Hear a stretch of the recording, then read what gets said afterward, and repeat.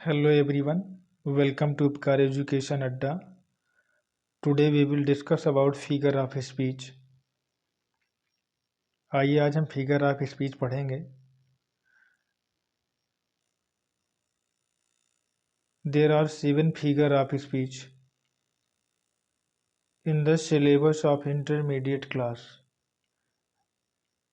12वीं कक्षा के पाठ्यक्रम में 7 अलंकार दिए गए हैं जो इस प्रकार से हैं. फर्स्ट वन सिमली उपमा अलंकार. सेकेंड वन मेटाफर रूपक अलंकार. थर्ड वन पर्सोनिफिकेशन मानवीकरण. फोर्थ वन अपोस्ट्रॉफी संबोधन. फिफ्थ वन हाइपरबोल अतिशयोक्ति. सिक्स वन ऑक्सीमोरॉन विरोधाभास. सेवेंथ वन ऑनोमैटोपोइया ध्वनिसूचक. इस प्रकार से ये 7 अलंकार दिए गए हैं. आइए अब हम इन्हें विस्तार से पढ़ेंगे.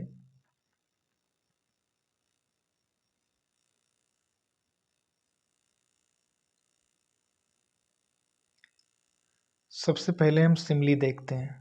सिमली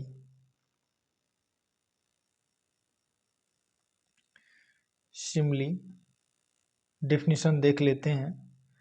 इन a simile there is a comparison between two object of different kind which have at least one point in common.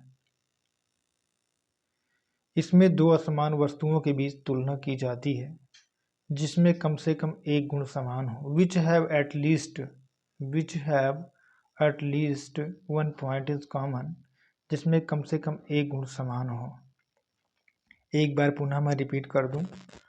In a Simli में अर्थात कि उपमा अलंकार में देयर इज अ कंपैरिजन अर्थात तुलना की जाती है बिटवीन टू डिफरेंट ऑब्जेक्ट दो असमान वस्तुओं के मध्य.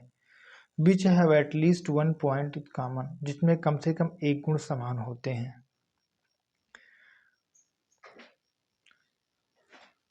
Note, it is often introduce by the following words. इसे निम्नलिखित शब्दों के माध्यम से भी पहचाना जा सकता है. निम्नलिखित शब्दों के माध्यम से भी पहचाना जा सकता है. As, such, like, show.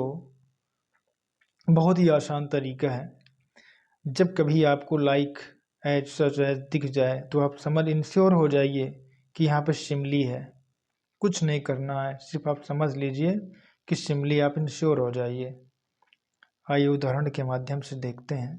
First example, life is like a dream. Life is like a dream. जीवन एक ख्वाब की तरह है. जीवन एक स्वप्न की तरह है. जीवन कैसा है? एक ख्वाब की तरह है. Second one, lie is like a candle light. यहाँ पे इज होना चाहिए था. लाई is like a candle light. झूठ कैसा है? मोमबत्ती के प्रकाश की तरह है. झूठ कैसा है? मोमबत्ती के प्रकाश की तरह है. लाई is like a candle light. हाँ, जिस प्रकार से क्या होती है, मोमबत्ती क्षण भर में बुझ जाती है, ठीक उसी प्रकार से झूठ का अस्तित्व भी ज़्यादा समय तक नहीं रह सकता है, क्योंकि टूट जाना दोनों में एक कॉमन पॉइंट है. आइए नेक्स्ट एग्जाम्पल देखते हैं.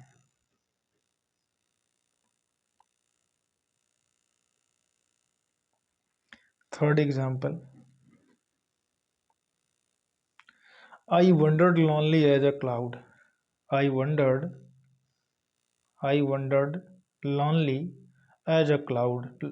वंडर्ड का मतलब वंडर्ड कॉल भटकना, लॉनली कॉल अकेला, एज अ क्लाउड किस तरह से? एक बादल की तरह. मैं भटकता रहता हूँ. कैसा? लॉनली अकेले भटकता रहता हूँ. एज अ क्लाउड एक बादल की तरह. Fourth example, my heart is like a singing bird. My heart is like a singing bird. मेरा हृदय गाते हुए पक्षी की तरह है. कैसा है? गाते हुए पक्षी की तरह है. मेरा हृदय, my heart is like a singing bird, मेरा हृदय गाते हुए पक्षी की तरह है, की तरह है। आइए नेक्स्ट एग्जाम्पल देखते हैं।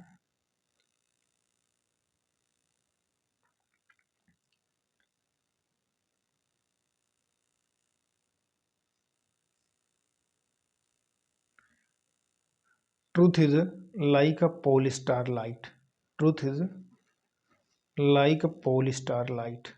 ट्रुथ कैसा है? पोल स्टार लाइट, ध्रुव तारे के प्रकाश की तरह है। सत्य कैसा है? ध्रुव तारे के प्रकाश की तरह होता है।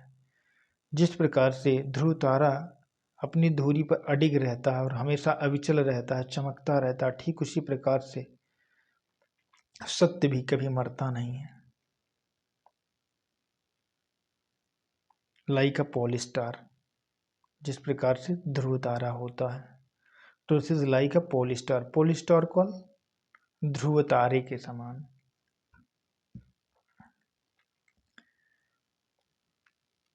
उम्मीद करता हूँ सिमली आपको बहुत ही बेहतर ढंग से समझ में आ गया होगा। आइए मेटाफर देखते हैं। मेटाफर देखते हैं।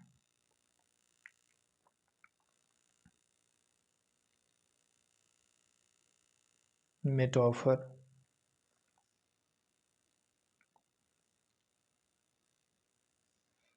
मेटाफर डेफिनेशन देख लेते हैं। मेटाफर कॉल रूपक अलंकार, रूपक अलंकार। Definition, metaphor is an implied simile, metaphor is an implied simile. रूपक एक निहित उपमा है, रूपक एक निहित उपमा है। इम्प्लाइड कॉल निहित उपमा है, एक निहित उपमा है। In metaphor one object, in metaphor one object is not like, is not like another object, but it seem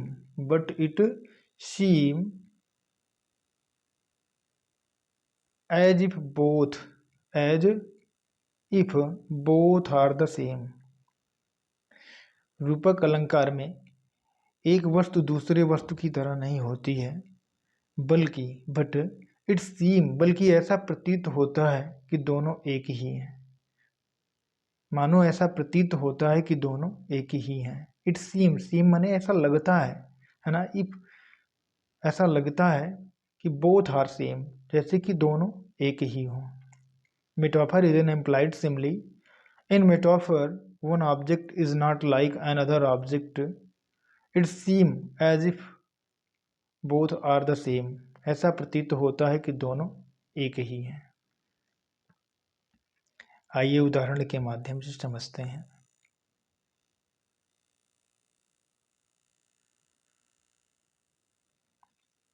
पहला उदाहरण है,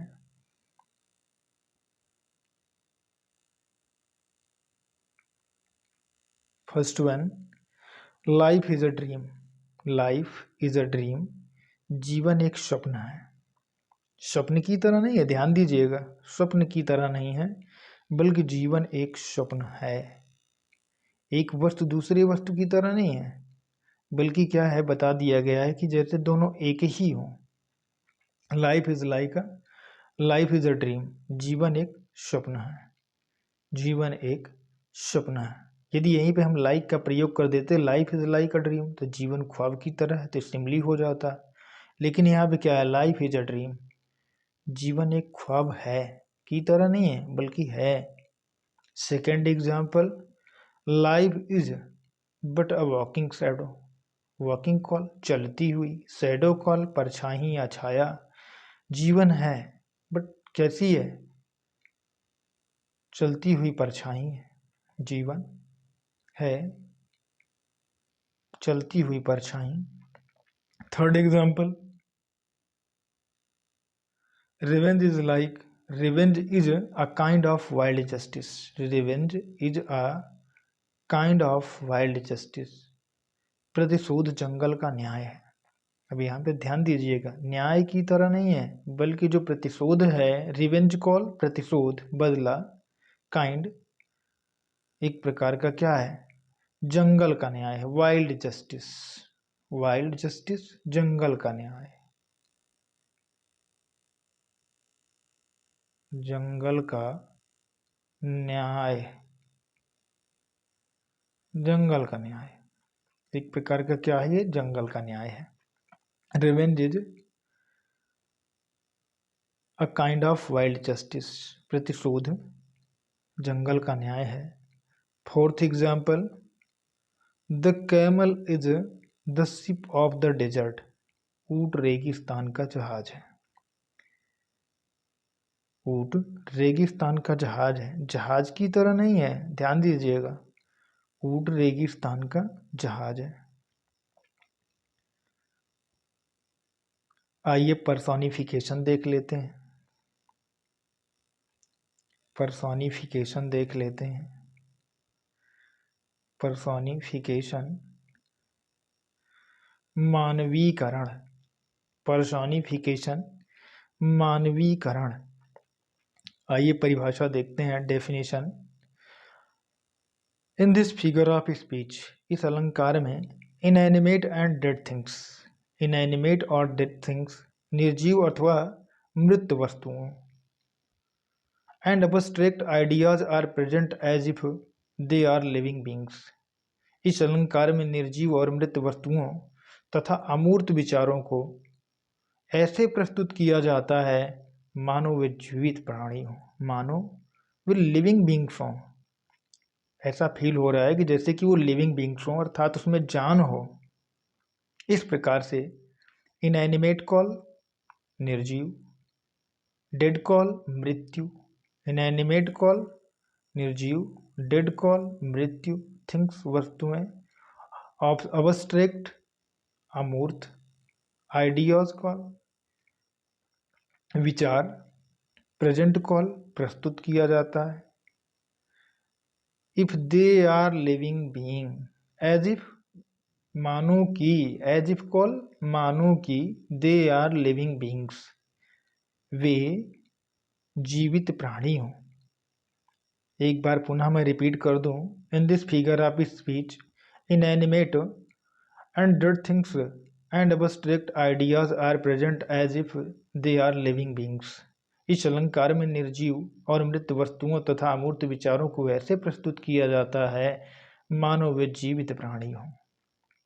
for example, authority forgets a dying king, authority forgets a dying king, authority call सत्ता, प्राधिकार, forgets call भूलना, dying मरते हुए, dying call मरते हुए, किसको, राजा को।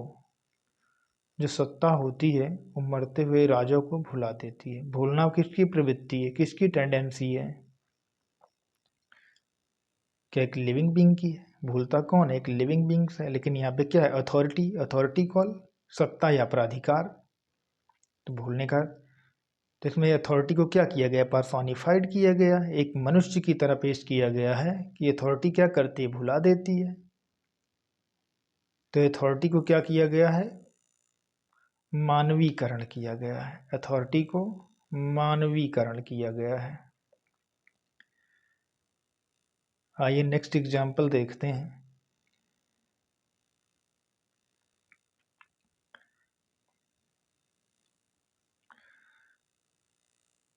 Alai has no legs, a lie has no legs, झूठ को पाँव नहीं होते हैं, झूठ के पाँव नहीं होते हैं। अलाई हैज, लाई कॉल झूठ, हैज माने पास, नो लेग्स पाँव नहीं होते हैं।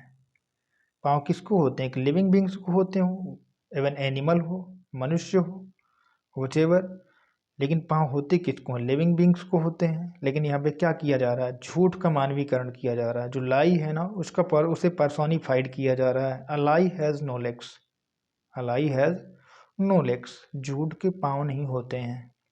Third example, love is blind, love is blind, प्यार अंधा होता है, प्यार अंधा होता है। अंधा कौन होता है? जिसकी आंखें होती हैं, प्यार की तो आंखें होती नहीं है।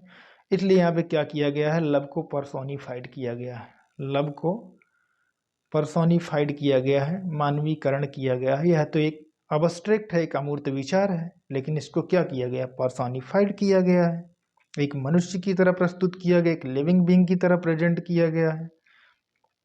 लव इज ए ब्लाइंड, प्यार अंधा होता है। Fourth one, opportunity knocks, opportunity knocks at the door but once. Opportunity को, उपलब्धियां, सफलता, नॉक्स माने खटखटाती हैं, at the door, knocks call खटखटाना या वे दस्तखत देना, एट द डोर दरवाजे पर, बट वंस एक बार, सफलता दरवाजे पर दस्तखत देती है एक बार, सिर्फ एक बार। तो यहाँ पे क्या किया गया है? अपॉर्चुनिटी को क्या किया गया है? पर्सोनिफाइड किया गया है। अपॉर्चुनिटी को पर्सोनिफाइड किया गया है, मानवीकरण किया गया है, जबकि ये क्या है? एक अब्स्ट्रैक्ट आइडिया है, अमूर्त विचार है, लेकिन एक मनुष्य की तरह, एक लिविंग बींग्स की तरह यहाँ पे प्रेजेंट किया गया है। आइए फिफ्थ वन एग्जाम्पल देख लेते हैं। पांचवा उदाहरण है, anxiety sitting on her face. Anxiety call चिंता, व्यग्रता, बेचैनी, सिटिंग माने बैठी हुई है, ऑन हर फेस उसके चेहरे पे, चिंता उसके मुखमंडल पर बैठी हुई है। चिंता उसके मुखमंडल अर्थात उसके चेहरे पर बैठी हुई। तो बैठेगा कौन? लिविंग बीइंग बैठेगा। लेकिन यहाँ पे क्या है? एंजाइटी। एंजाइटी यहाँ पे क्या है भाई? एंजाइटी यहाँ पे एक अमूर्त विचार है, एक अब्स्ट्रैक्ट आइडिया है ना, एक अब्स्ट्रैक्ट नाउन कह लीजिए, जिसे देखा नहीं जा सकता है, जिसे टच नहीं किया जा सकता है। आशा करता हूँ कि आपको बहुत ही बेहतर ढंग से समझ में आ रहा होगा। आइए अगला डिस्कस कर लेते हैं, अपोस्ट्रोफी। अपोस्ट्रोफी संबोधन अलंकार। अपोस्ट्रोफी संबोधन अलंकार, डेफिनेशन देख लेते हैं। डेफिनेशन,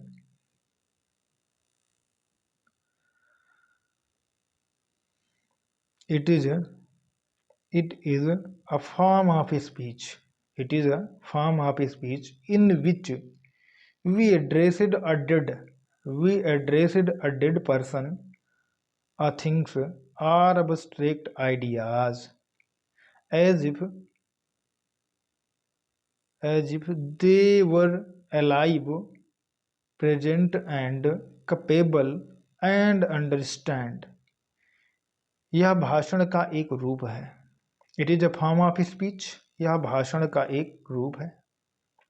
इन विच, जिसमें, वी एड्रेसेस क्या करते हैं हम किसी मृत व्यक्ति, किसी वस्तु या अमूर्त विचार को इस तरह संबोधित करते हैं जैसे कि, कैसा हो?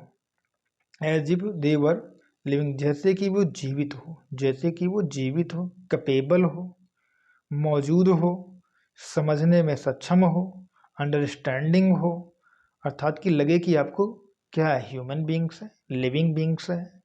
इस प्रकार से it is a form of, क्या है? एक संबोधन का एक हिस्सा है, एक भाषण का एक हिस्सा है। संबोधन एक भाषण का एक हिस्सा है। आइए उदाहरण के माध्यम से समझते हैं। फर्स्ट वन, पहला उदाहरण है, O sweet content where is thy mild abode. Abode call निवास, एबॉर्ड कॉल निवास, समझिएगा, एबॉर्ड कॉल निवास। ओ स्वीट कंटेंट, हे मधुर सामग्री, कंटेंट कॉल सामग्री है ना। Where is thy, thy, thy call तेरा, थाई कॉल तेरा। सौम्य, मिल्ड कॉल सौम्य, हे मधुर सामग्री है ना, तेरा सौम्य निवास कहाँ है? O sweet content where is thy mild abode. अब यहाँ पे स्वीट कंटेंट है ना, कैसे, किस प्रकार से यहाँ पे पूछा जा रहा है? ऐसा लग रहा है कि जैसे कोई लिविंग बींग से पूछा जा रहा है, कोई ह्यूमन बींग से पूछा जा रहा है ना। वो स्वीट कंटेंट, आइए सेकंड एग्जाम्पल देखते हैं। O solitudes where is thy charm, where is thy charm. हे एकांत तुम्हारा आकर्षण कहाँ है। हे एकांत, O solitudes where is thy charm. देखिएगा यहाँ पे आपको एक्सक्लामेशन मार्क लगा हुआ है, एक्सक्लामेशन मार्क यहाँ भी लगा हुआ है, यहाँ भी लगा हुआ है, सब में क्या लगा हुआ है, एक्सक्लामेशन मार्क लगा हुआ है। ओ solitudes where is thy charm, हे एकांत तुम्हारा आकर्षण कहाँ है, कहाँ है तुम्हारा आकर्षण, है ना, पूछा जा रहा है।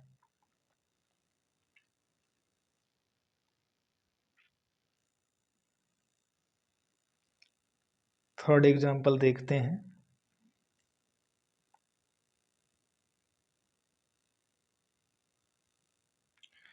Break break break on thy cold grey stones O sea. I think ये रॉबर्ट ब्राउनिंग द्वारा एक रचित है ये, आई थिंक काव्य है। Break break break on thy cold grey stones O sea. यहाँ पे लेखक अपने एक कह लीजिए बॉसम फ्रेंड अर्थात अपने प्रिय मित्र की मृत्यु के पश्चात समुद्र की लहरों के किनारे बैठता है और वहाँ पे अपने दुख को व्यक्त करता है और समुद्र की चट्टानों से कहता है ब्रेक ब्रेक ब्रेक, तोड़ते रहो तोड़ते रहो तोड़ते रहो। आन थाई, है ना, कोल्ड ग्रे स्टोन ओशी, तोड़ो तोड़ते रहो, अपने ठंडे भूरे पत्थरों से, है ना, अपने सर को पटकते रहो, अपने सर को पटकते रहो, टकराते रहो। ब्रेक ब्रेक ब्रेक, है ना। अभी यहाँ पे क्या कहा जा रहा है, यहाँ पे एक अमूर्त विचार को क्या किया जा रहा है, यहाँ पे एक लिविंग बींग्स की तरह प्रस्तुत किया जा रहा है। Fourth example, O grave, grave call कब्र, O grave where is thy victory, where is thy victory, O grave where is thy victory. हे कब्र आपकी जीत कहाँ है, where is thy victory, victory call जीत, विक्ट्री कॉल जीत, कहाँ है तुम्हारी जीत, कहाँ है तुम्हारी विजय। ओ ग्रेव, हे कब्र कहाँ है तुम्हारी, कहाँ है तेरी जीत, कहाँ है तेरी जीत। थाई कॉल तेरी, ग्रेव कॉल कब्र, हे कब्र तेरी जीत कहाँ है।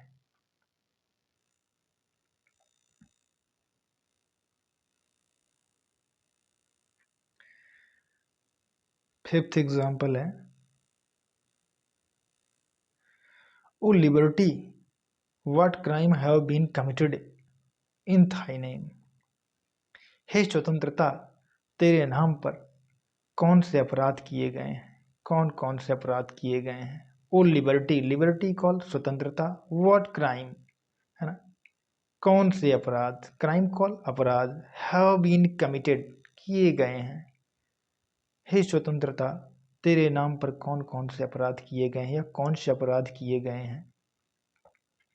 अब पूछने का काम किया जा रहा है, किससे पूछा जा रहा है। लिबर्टी, लिबर्टी क्या है, एक अबस्ट्रैक्ट आइडिया है, अबस्ट्रैक्ट नाउन है ना।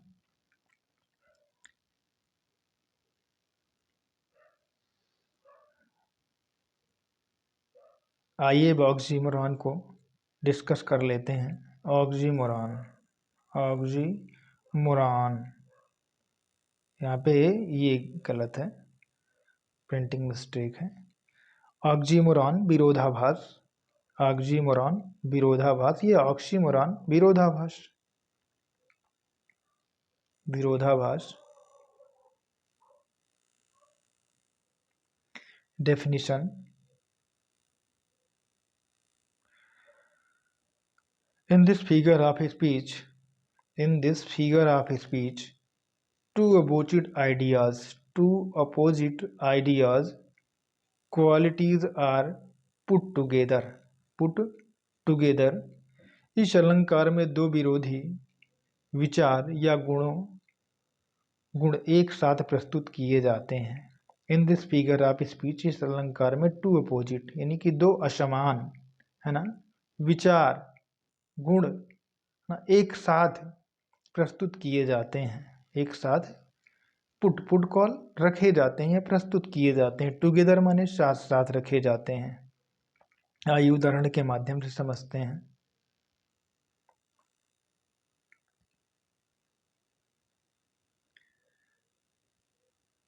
Love is a sweet poison, love is a sweet poison, love is a sweet poison. क्या है? प्यार एक मीठा जहर है। व्हाट अ कंट्रास्ट, कैसा विरोधाभास है कि जहर है, कैसा जहर है? मीठा जहर है, जहर और भी मीठा, है ना। Love is a sweet poison, प्यार कैसा है? एक मीठा जहर है। पॉइजन कॉल जहर। Second example, life is bitter sweet, जीवन कैसा है? लाइफ इज बिटर, बिटर माने कड़वा, जीवन मीठा कड़वा है, जीवन मीठा भी है कड़वा भी है। देखिए कि कैसा विरोधाभास है, कैसा विरोधाभास है कि जीवन क्या है? एक कड़वा भी है और मीठा भी है ना। तो यहाँ पे क्या है ना कि दो असमान गुणों को एक साथ रखा जा रहा है, प्रस्तुत किया जा रहा है, दो अपोजिट है ना क्वालिटी एक साथ रखी जा रही हैं। बिटर, बिटर माने कड़वा, स्वीट कॉल मीठा। Third example, it is an open secret, यह एक खुला रहस्य है, यह एक ओपन कॉल खुला, सीक्रेट कॉल रहस्य। It is an open secret, यह एक खुला रहस्य है। कैसा रहस्य है? खुला रहस्य है। समझिए, जो खुला है वो रहस्य किस बात का है ना, open secret. It is an open secret, this is an open secret. विरोधाभास, व्हाट आर कंट्रास्ट, कितना विरोधाभास है कि open secret. Fourth example, he is regularly irregular, क्या रहता है वो? रेगुलरली इरेगुलर रहता है, इरेगुलर रहता है। क्या रहता है वो? हमेशा क्या रहता है? अनुपस्थित रहता है।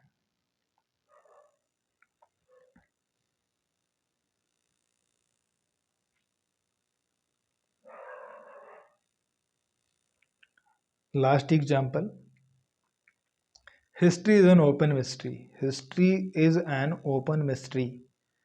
इतिहास एक खुला रहस्य है, इतिहास एक खुला रहस्य है। मिस्ट्री कॉल रहस्य, ओपन कॉल खुला हुआ। क्या? History is an open mystery, इतिहास एक खुला रहस्य है। तो यहाँ भी क्या है? विरोधाभास है। जो खुला है वो रहस्य किस बात का है? तो क्या है? एक खुला रहस्य, अर्थात कि आपने देख लिया, आज हमने 5 अलंकार डिस्कस किए हैं, शेष 2 बच गए हैं, जिससे हम अगली कक्षा में डिस्कस करने का प्रयास करेंगे। उम्मीद करता हूँ कि आज का ये सेशन आप लोगों को अच्छे से समझ में आया होगा और अच्छा लगा होगा। और इसी उम्मीद के साथ आप लोगों से रिक्वेस्ट है कि चैनल को लाइक, शेयर और सब्सक्राइब करना ना भूलें, जिससे कि हमें मोटिवेशन मिले। Thanks for watching the video. Have a nice time.